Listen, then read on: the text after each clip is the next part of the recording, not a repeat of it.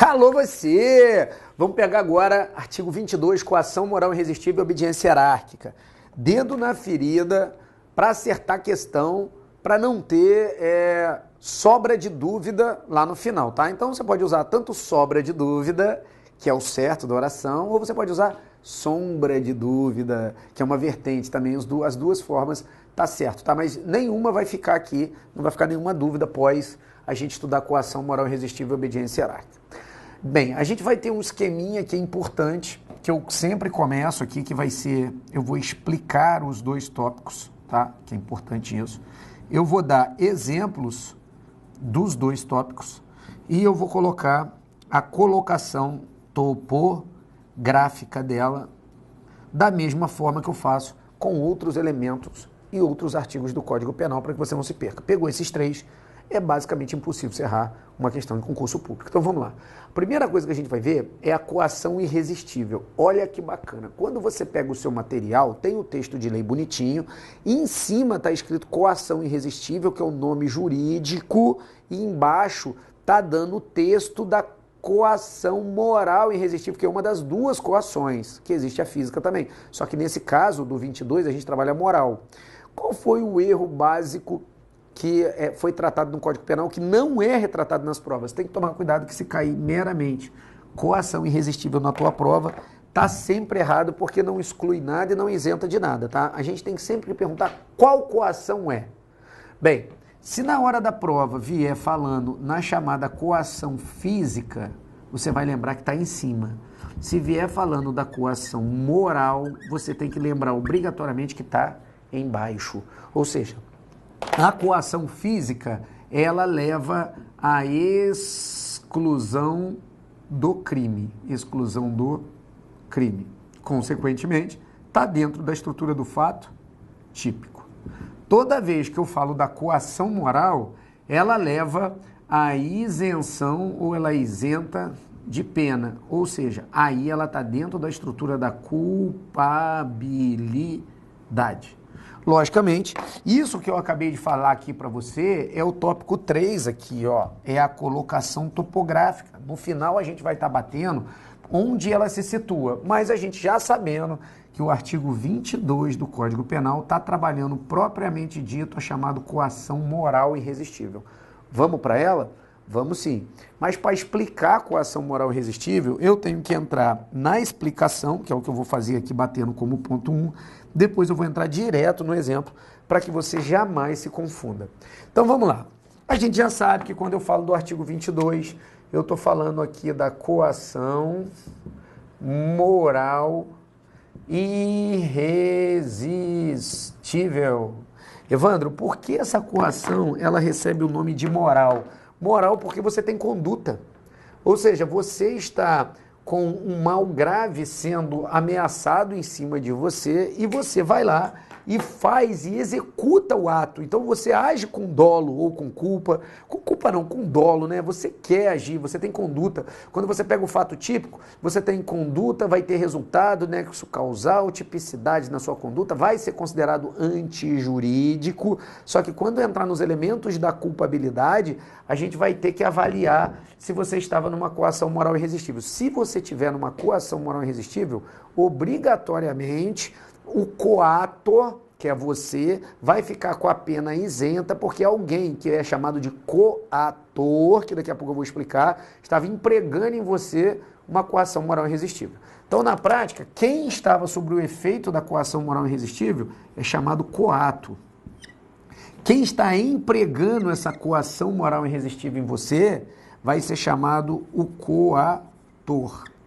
Esse aqui vai obrigatoriamente responder pelos atos que você fizer. Responde pelos atos.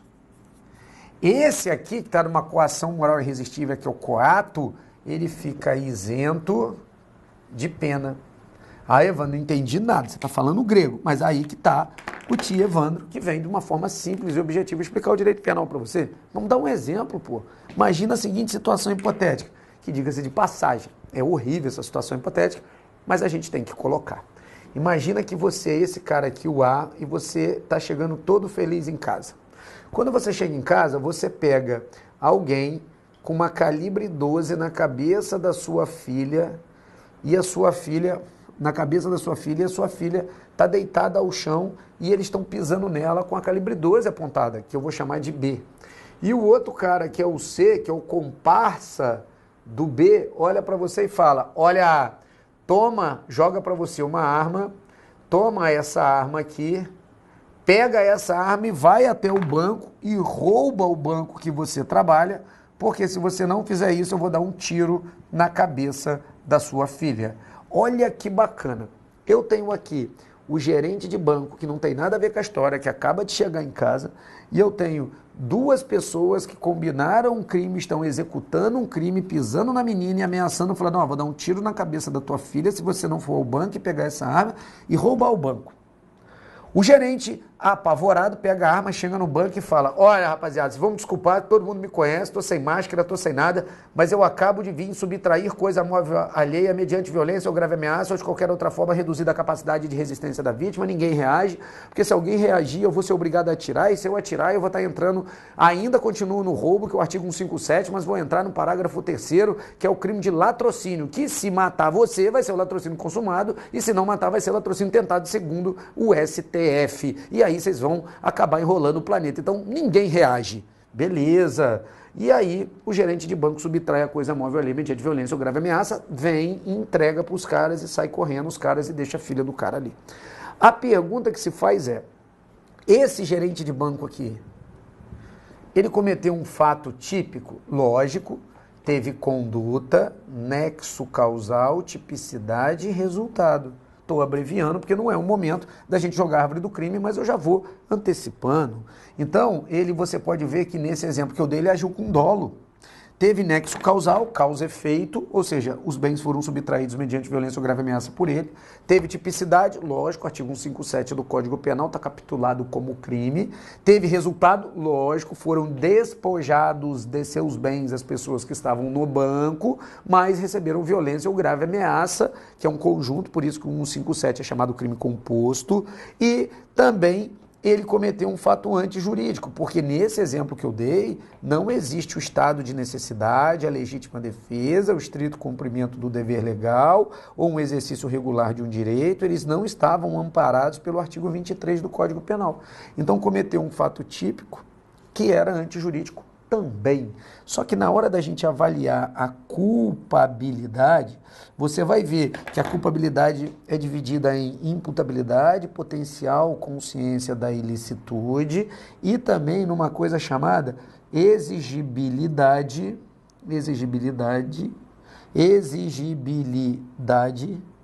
de conduta diversa. Pode ficar tranquilo que eu vou fazer o esqueminha.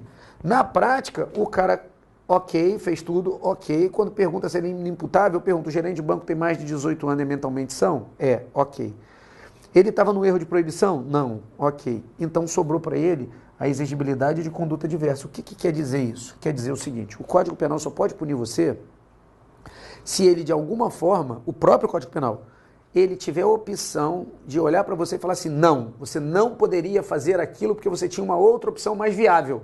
Só que nesse caso concreto, nesse exemplo do gerente de banco, o cara não tem opção nenhuma. Ou seja, pela teoria do homem médio, pelas teorias iniciais do Código Penal, lá dos princípios que não convém para a gente agora, a prática é que o ser humano só pode ser cobrado por aquilo que ele pode evitar. Agora, olha isso aqui. Como é que ele vai evitar isso aqui? Se coloque na situação do cara na teoria do homem médio. Ah, não, ele deveria chamar a polícia. Ah, tá, quando volta o filho está sem cabeça? Tá maluco? Lógico que não pode. Então, ele foi e cometeu todo o fato porque ele estava sob uma coação moral. Por que essa coação era moral, Evandro? Porque ele tinha completo controle sobre as funções dele. Se ele loqueasse, fosse para a polícia, ele poderia ter feito também. Aí iam matar o filho dele. Mas como moralmente ele estava sob uma coação que ele não podia resistir, porque todo mundo no mesmo caso faria o que ele fez, o Código Penal não exige disso. Então, na prática, ele vai estar numa coação moral irresistível. A coação moral irresistível, ela mata a exigibilidade de conduta diversa, ela mata a culpabilidade e, como consequência, vai fazer a isenção de pena do agente. ok? Calma que depois eu vou fazer um esqueminha. Então você já sabe que a coação moral irresistível isenta de pena, porque o agente não tem a capacidade de evitar aquilo, porque ele está sendo coagido, ele é o coato, por um coator. Ele fica isento de pena e o coator vai responder obrigatoriamente pelo crime. Beleza até aí? Ok, agora vamos passar para a gente estudar os elementos da obediência hierárquica e depois eu faço o conjunto da ópera, tudo junto, tá? Vamos agora para a obediência hierárquica. Obediência hierárquica. Ó, depois eu vou dar um esqueminha de como cai na prova as duas, coação moral irresistível e obediência hierárquica. Eu vou dar o mapa da mina, tá? Mas a obediência hierárquica, ela tem uma característica legal, porque ela tem o nome completo dela. E também existe duas formas. Existe a obediência hierárquica, a ordem manifestamente ilegal. Manifestamente ilegal. Essa não interessa pra gente. Por quê? Porque a ordem ilegal não se cumpre. Aí responde os dois. Imagina que eu sou delegado de polícia, eu sou o chefe e eu tenho o meu subordinado, que é o agente de polícia federal. E eu chego pro meu subordinado e falo assim: ô B, faz o seguinte, vai lá e dá um tiro na cabeça do cara que eu tô mandando. Ou seja, eu tenho uma ordem. Essa ordem, ela saiu ilegal da cabeça do chefe, chegou ilegal na cabeça do subordinado, o subordinado foi lá, deu um tiro na cabeça de alguém e matou. E aí? Crime. Para os dois. Para o chefe que mandou e para o subordinado que executou, não pode executar a ordem ilegal. Quem aqui que está estudando direito penal que nunca viu Tropa de Elite 1? Alô, você! Tropa de Elite 1 é um cult, cara. É como se fosse o filme do Rock. Todo mundo deveria assistir, pô. Tem uma cena que o Capitão Nascimento tá lá, que a Rosana liga pra ele e fala: ai, o bebê tá mexendo. E o Capitão Nascimento tem a parte romântica dele. Ele fala: ai, que legal, o bebê tá mexendo. Aí ele desliga o telefone e olha pro 06 lá, 02, 03, sei lá, ele é o 01. E fala: e aí, o que você tá vendo? O 01 tá no sniper lá e fala assim: cara, eu tô vendo aqueles filha da puta da PM, que é os caras que trabalham normal lá na Polícia Militar, sem ser do BOP, vendendo fuzil pra porra do traficante, ou seja, apreendeu e tava vendendo. O Capitão Nascimento: filha da puta, esses caras, mano, que a gente fica trabalhando, esses caras ficam fazendo um conluio com bandido.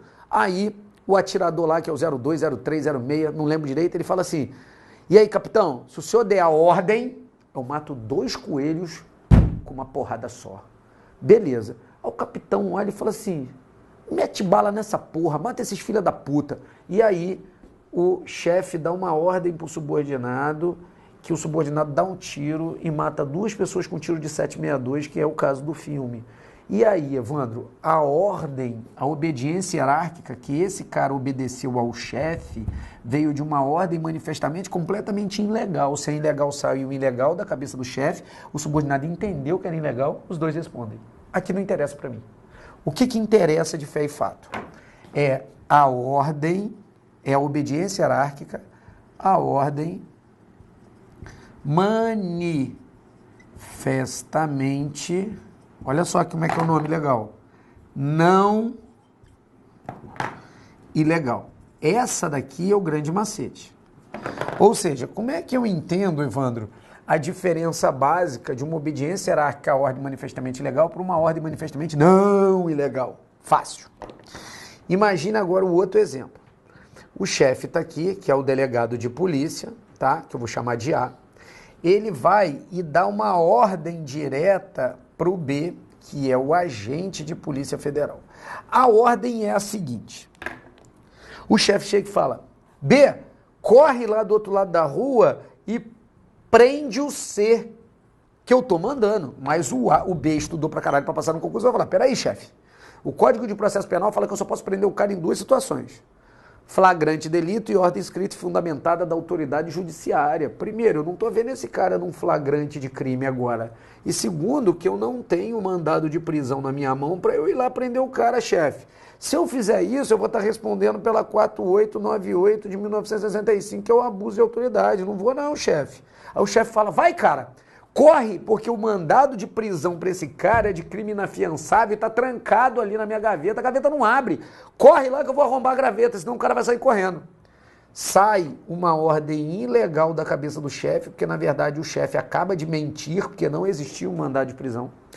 Na cabeça do subordinado chegou com aparência de legalidade, porque ele acreditou na ordem, ele vai e executa a ordem. Nesse caso, nesse exemplo, que chegou com aparência de legalidade, que ele interpretou errado não, né? Mentiram para ele foi usado. Eu tenho aqui o autor do crime, que lá na frente você vai ver que o nome disso aqui é autor mediato, ou o homem por trás, e esse cara aqui vai ficar isento de pena, porque ele executou o ato ilegal, mas sob o domínio de uma ordem, de uma obediência hierárquica à ordem manifestamente não ilegal. Então eu tenho uma diferença básica em dois exemplos, que é impossível você errar isso. Vamos jogar um esqueminha didático agora para fazer a colocação topográfica? Vamos ver onde eles estão dentro da árvore do crime? Vamos lá. Então vamos agora para a colocação topográfica. Bem, vamos para a chatice aqui da árvore do crime, né? A gente sabe que eu tenho aqui o fato típico, eu tenho a antijuridicidade, que é o fato antijurídico, e eu tenho a culpabilidade. A primeira coisa é saber que quando eu estudo a coação moral irresistível e a obediência hierárquica, que é o 22, eu estou dentro do estudo da culpabilidade. Logicamente, mas no decorrer do curso vocês vão ver que vai ser feito, você vai ver que vai ser feito toda a construção da árvore do crime. Mas dentro da estrutura da culpabilidade eu tenho a imputabilidade, você pode ver que vai estar por extenso no seu material, você vai ter a potencial consciência da ilicitude e você tem o dado importante aqui nesse exemplo do 22, que é a exigibilidade de uma conduta diversa. O crime é uma árvore mesmo, tá? É uma árvore vertical e horizontal, dependendo do que você esteja trabalhando. No nosso caso, se a gente pegar o fato típico, você sabe que para ter crime tem que ter o fato típico, depois a gente analisa o antijurídico, depois a gente analisa a culpabilidade. A gente analisa se tem conduta, mais nexo causal, mais tipicidade, mais resultado. Depois disso, a gente analisa se o fato está amparado por um estado de necessidade, um estrito cumprimento do dever legal, o exercício regular de um direito ou uma legítima defesa. Se não existe isso, o cara cometeu um fato típico, antijurídico, aí a gente analisa a culpabilidade. Aí a gente vai querer saber se o cara tem mais de 18 anos ou se ele é mentalmente são. Ok, ele tem culpabilidade, ele tem imputabilidade, passa para baixo. Aí a gente vai querer saber se o cara tem potencial consciência da licitude, se ele efetivamente conhece o que ele está fazendo. Então, a gente tem que saber se o cara está num erro de proibição, que o erro de proibição pode vir a excluir a potencial consciência da licitude. Não, Evandro, então ele tem imputabilidade, ele tem potencial consciência da licitude, aí eu vou analisar o último requisito, porque a culpabilidade é isso, mais isso, mais isso. Eu tenho que saber se ele tem isso aqui. A exigibilidade de conduta diversa só permanece se não acontecer dois eventos. Primeiro evento, se não acontecer a coação moral irresistível. Se acontecer a coação moral irresistível ou a obediência hierárquica, o cara responde, ou melhor, ele vai ter a pena. Agora, se ocorrer o evento coação moral irresistível da forma que eu expliquei e ocorrer a obediência hierárquica, a ordem manifestamente não ilegal da forma que eu expliquei, aconteceu um dos dois, vai tirar a exigibilidade de conduta diversa. Deixa eu traduzir. O que é exigibilidade de conduta diversa? É o seguinte, para o Código Penal punir você, ele tem que, no mínimo, poder exigir que você tenha uma conduta diferente daquela que você teve. Agora, se o Código Penal não pode exigir, por exemplo, na coação moral irresistível, o Código Penal não pode chegar para você e falar assim, não, nesse caso que tem uma pessoa com um fuzil na cabeça do seu filho, você tem que agir. Se o Código Penal não consegue cobrar essa conduta dele, ou seja, o próprio Código Penal fala, não, cara, até se eu tivesse um Código Penalzinho na minha casa e alguém botasse uma calibre 12 na cabeça do Código Penalzinho, eu mesmo que sou o Código Penal, que estou falando que o cara não pode roubar, eu roubaria. Porra, se o próprio Código Penal falar isso, você pega a coação moral irresistível, você tira a exigibilidade de conduta diversa, vai matar a culpabilidade, porque a culpabilidade é um conjunto dos três, e você vai gerar para esse cara que está numa coação moral irresistível, ele vai isentar de pena, ou seja, ele vai ficar isento de pena nesse caso concreto. A mesma coisa ocorre com a obediência hierárquica, a ordem manifestamente não ilegal. Aí vem um dado importante que fica a dica, tá? Fica a dica para você. Se cair na tua prova coação irresistível sem ser a moral, tá errado. Por quê? Porque pega a árvore do crime e coloca uma setinha bem no meio dela e coloca essa palavra assim, ó, coação irresistível. Existem dois tipos de coação irresistível.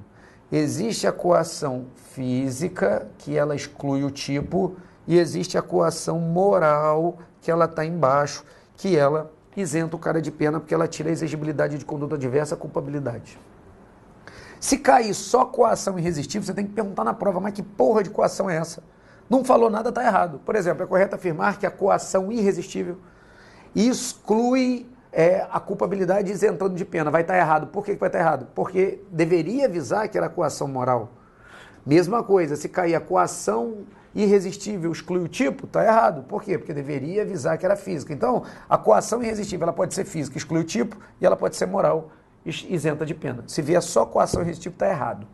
Evandro, mas o que é a coação física mesmo? Olha só, na conduta existe o dolo e a culpa. Existem algumas coisas que tiram a conduta. A primeira é o erro do tipo. A segunda coisa é a coação, eu vou abreviar, física irresistível. Por quê? Imagina que eu pegue uma pessoa, em filmes você vê muito isso, eu pego a pessoa, amarro ela toda com a fita, boto um revólver na mão dela, amarro uma linhazinha no dedo dela e de lá de longe eu puxo a linhazinha, a pessoa não quer, mas o dedo dela dobra e ela faz o disparo e mata outra pessoa. Essa pessoa que estava amarrada, que estava segurando a arma, que o dedo dela fisicamente puxou o gatilho, ela não responde por nada. Por quê? Porque ela estava numa coação física, ela não tinha conduta. Aqui embaixo o cara tem conduta. Ele está assustado porque alguém vai matar a filha dele, ele vai lá e com a própria conduta dele ele comete o fato tido como crime, mas fica isento de pena. Aqui em cima é o contrário, o cara não tem conduta nenhuma. Então se você amarra uma pessoa e força ela a fazer um negócio fisicamente, você está encostando nela, mata o dolo, mata a culpa, mata a conduta, mata o fato típico, exclui o crime. Então a coação física está em cima, a coação moral está embaixo e a coação irresistível, se cair na prova está errado. Agora olha que interessante, vai entender, né? Como meu pai falava, uma frase muito legal, quando meu pai ele queria explicar alguma coisa que não tinha muito nexo, ele falava assim, meu filho, toda vez que jacaré não tiver pescoço, você vai e compra uma bicicleta. Eu falo, caralho, mas que merda. Eu não entendia a brincadeira dele, mas eu entendi o que ele me explicava anteriormente. Vai ser o mesmo exemplo que você vai usar agora, tá? Presta atenção. Aqui em cima tem uma lógica. A coação irresistível tem 2 pontos. Se não cobrar um dos pontos, tá errado. Aqui embaixo tem 2 pontos também. Obediência hierárquica. Obediência hierárquica existe a ordem manifestamente ilegal, que não isenta de nada, e a manifestamente não ilegal, que isenta. Mas na hora de cobrar no concurso, se cair só obediência hierárquica, não precisa falar que é a ordem manifestamente não ilegal, porque as bancas que seguem a doutrina majoritária, eles entendem que quando fala obediência hierárquica, é como se a ordem fosse manifestamente não ilegal. Na prática, eles tratam como tudo muito lógico a ordem manifestamente ilegal. Então a gente traz para a explicação para você não confundir, mas você já sabe, se cair assim, é correto afirmar que a obediência hierárquica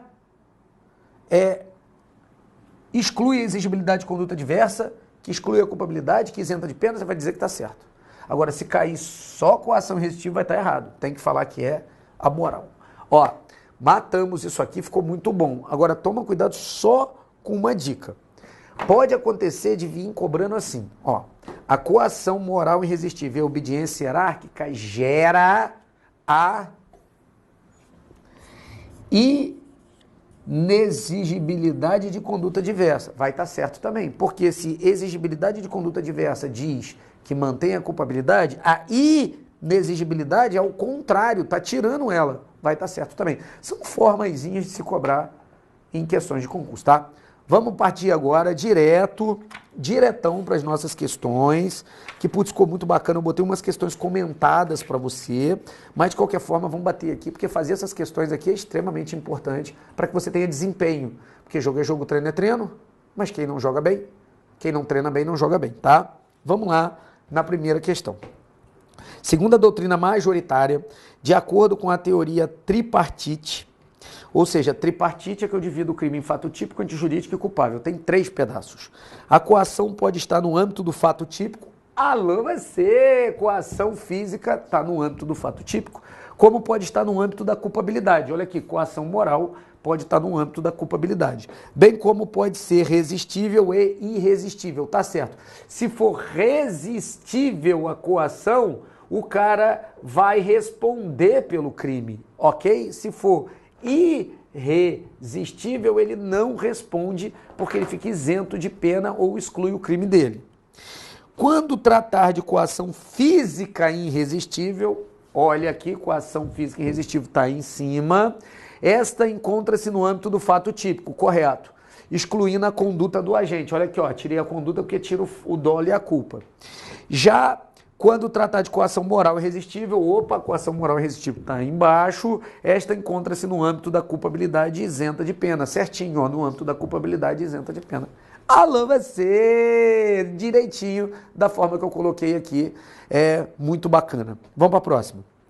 Caso o fato seja cometido em estrita obediência à ordem não manifestamente ilegal, de superior hierárquico, não serão puníveis o autor que obedeceu nem o autor da coação da ordem. Erradíssimo. Só quem não responde e fica isento de pena é a pessoa que foi enganada, ou seja, é a pessoa que está embaixo, que é o subordinado. O chefe responde. Lembrando, o coator responde, o coato nunca responde.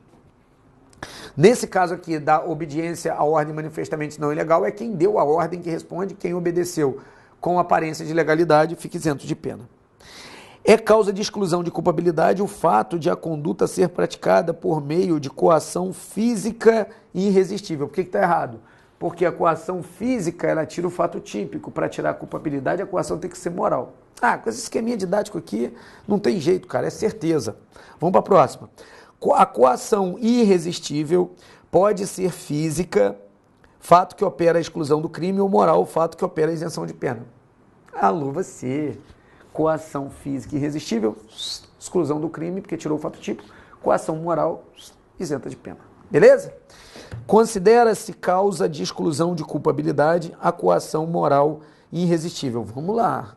Olha que coisa bacana.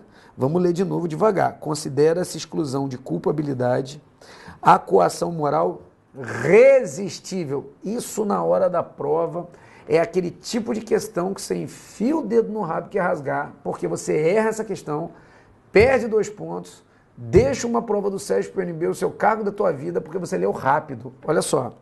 Considera-se causa de exclusão de culpabilidade a coação moral, só que exclui a irresistível. A resistível não exclui nada, você responde pelo crime, tá? Então, sublinhei que eu tenho certeza que quem fez antes deve ter errado bastante. Ó, tem esqueminhas, tem umas questões comentadas que a gente deixou a mais no material. O material está muito completo, é tudo que você precisa passar, tudo que você precisa para passar no concurso. Eu tenho certeza que alguém que já leu isso aqui em livro, ou leu isso aqui em aula em PDF somente, quando teve contato com o tio Evandro dando aula de direito penal, falou assim, é por isso que eu advogo no campo do direito penal há 15 anos e nunca entendi essa porra.